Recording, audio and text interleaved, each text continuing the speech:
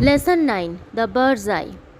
It was a bright and sunny morning. এটি ছিল একটি উজ্জ্বল এবং ঝলমলে সকাল।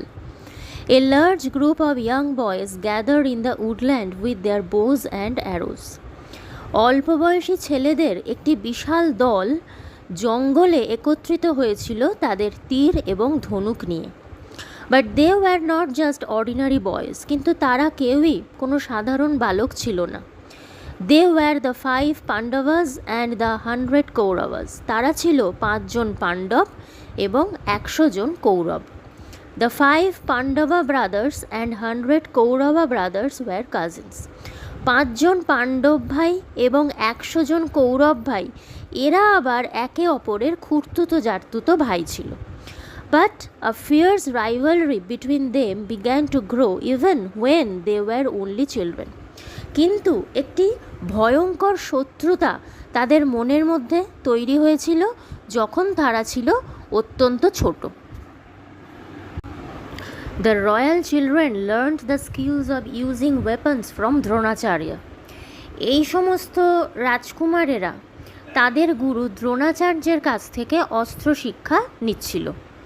He was one of the greatest warriors of his time. তিনি অর্থাৎ দ্রোণাচার্য ছিলেন তার সময়ের অসাধারণ মহান যোদ্ধাদের মধ্যে একজন। He had learned the secret of powerful weapons from Parashurama. তিনি আবার শক্তিশালী বিভিন্ন অস্ত্রের গুপ্ত বিদ্যা নিয়েছিলেন তার গুরু পরশুরামের কাছ থেকে। The Pandavas and the Kauravas were quick to learn. Pandava এবং কৌরব প্রত্যেকেই সবাই খুব তাড়াতাড়ি শিখছিল। They soon picked up various skills. এবং তারা খুব তাড়াতাড়ি বিভিন্ন অস্ত্রে দক্ষ হয়ে উঠছিল।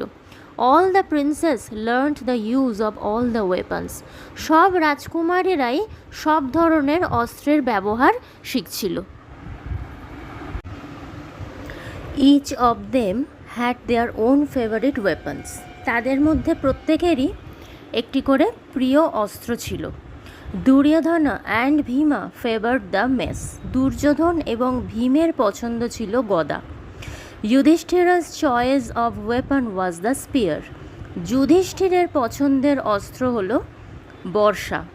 Arjuna was fascinated by bows and arrows. অর্জুনের ভীষণ পছন্দ ছিল ধনুক এবং তীর। The twins Nakula and Sahadeva were most comfortable with swords. আর দুই যমজ ভাই নকুল এবং সহদেব তারা তলোয়ারেই স্বাচ্ছন্দ্য বোধ করত। The Guru treated all his disciples equally. গুরুদেব তাঁর সমস্ত শিষ্যদের সাথে একই রকম আচরণ করতেন। But he liked Arjuna the most because Arjuna practised this art with great concentration. কিন্তু তিনি অর্জুনকে সব থেকে বেশি পছন্দ করতেন কারণ অর্জুন অত্যন্ত মনোসংযোগের সঙ্গে এই যুদ্ধকলা বা যুদ্ধশিল্প শিখছিল। Soon he became the best archer among all. আর সেই জন্যই খুব তাড়াতাড়ি সে অর্থাৎ অর্জুন সবার মধ্যে শ্রেষ্ঠ তীরন্দাজ হয়ে উঠল। Duryodhana and his brother Dushasana did not like this at all. Duryodhan এবং তার ভাই দুঃশাসনের এটা মোটেই পছন্দ হলো না। Silently a feeling of dislike grew in their hearts towards the Pandavas.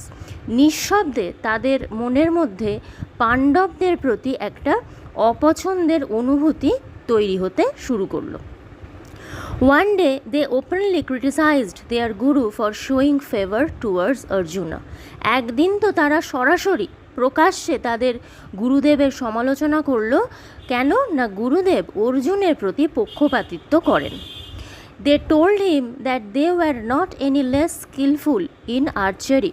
তারা তাদের গুরুদেব অর্থাৎ দ্রোণাচার্যকে বলল যে তাদেরও দক্ষতা এমন কিছু কম নয় তীরন্দাজিতে। As a reply to their criticism, Dronacharya arranged for a test to pick out the best archer among them.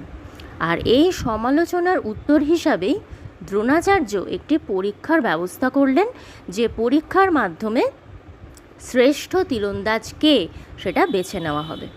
On that particular day, Guru Dronacharya asked the students to gather by the woodland near his ashram. তো সেই বিশেষ দিনে গুরু দ্রোণাচার্য তার শিষ্যদের আদেশ দিলেন তার আশ্রমের কাছে যে জঙ্গল আছে সেই জঙ্গলে একত্রিত হতে। He had placed a wooden bird with a prominently painted eye on one of the trees.